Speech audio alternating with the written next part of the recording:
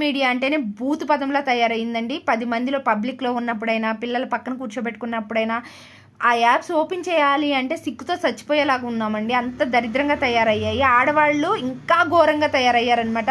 లైకుల కోసం, వ్యూస్ కోసం దిగజారిపోయి వీడియోలు చేస్తున్నారు. అసలు నిజంగా ఏమన్నా అంటే ఇవి మనకి స్కిల్స్ కోసం పెట్టిన యాప్స్ అనమాట. మనలో ఉన్న టాలెంట్, స్కిల్స్ బయటకు తీసుకురావడానికి పెట్టిన యాప్స్, అంతే కానీ స్కిన్ షో చేయమని పెట్టిన యాప్స్ కాదండి. బట్టలు, డ్రెస్సింగ్ సెన్స్, ఆ భాష. సరే పెద్దవాళ్ళు అలా ఉన్నారంటే చిన్న చిన్న స్కూల్కి వెళ్ళే పిల్లలు కూడా ఎంత దరిద్రమైన బూతులు మాట్లాడుతున్నారోనండి. అసలు ఆ భాష వింటుంటేనే బాబోయ్. అంతేలే, పెద్దవాళ్ళు ఎటు వెళ్తే పిల్లలు కూడా అటే వెనకే ఉంటారు కదా, అలా అన్నమాట.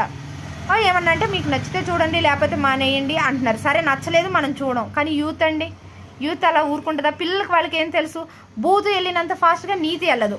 బూతు వీడియోస్కి మిలియన్స్లో లైక్స్, వ్యూస్ ఉంటాయి. నీతి వీడియోస్కి 100లో కూడా ఉండవు కదా. అలాంటప్పుడు మనమే పద్ధతిగా